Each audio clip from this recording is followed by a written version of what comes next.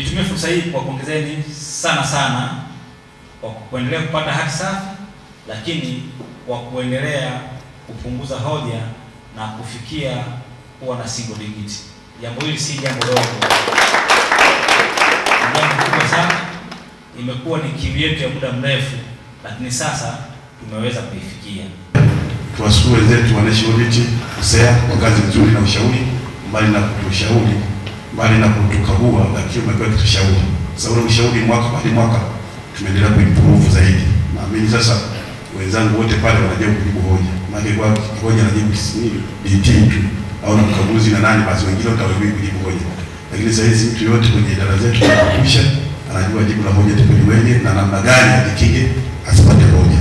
Tunashukuru sana wadau wote, lakini tunashukuru wadau wote, madiwani, CMT wote, kamati ya ulinzi na usalama, wote tunaendelea kushirikiana pamoja kuhakikisha fedha za wananchi zinatumika vizuri kwa malengo ambayo yamekusudiwa na serikali, na ndio maana mwisho tupo hapa. Kwa majina anaitwa Abdalla Rajabu Magembe, diwani wa kata ya Nyamatukuza na makamu mwenyekiti wa halmashauri ya wilaya.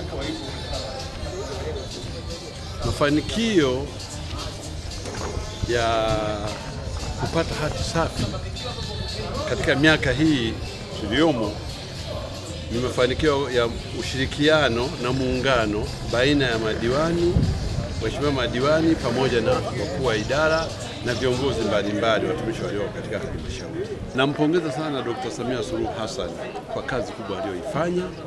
Hasa nikiangalia kwa upande wangu mimi katika kata ya Nyamatukuza, tunashukuru sana. Kwanza Rutenga ni sehemu iliyo mbaya na sehemu ya poli, na ilikuwa mbali kwenye kata ya Nyamatukuza. Wanafunzi walikuwa wakipata shida kutoka Kavungwe, Rutenga kuja kusoma Nyanzige ambayo karibu kilomita 40 na kitu.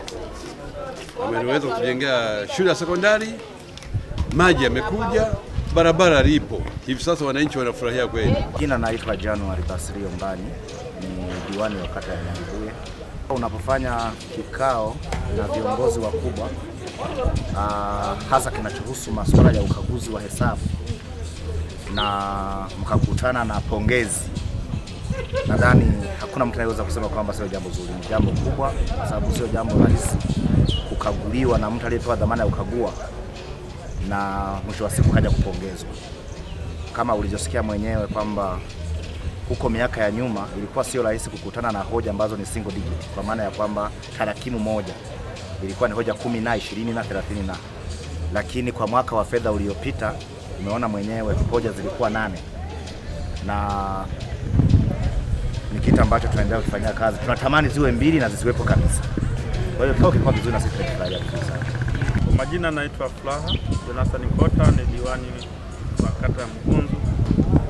Kwa kweli ni jambo la kushukuru, tunaendelea vizuri, tunashirikiana vizuri, tuna ushirikiano mzuri na mkurugenzi wa idara, tuna ushirikiano mzuri na dasi katika tawala, tuna ushirikiano mzuri sana na mkuu wetu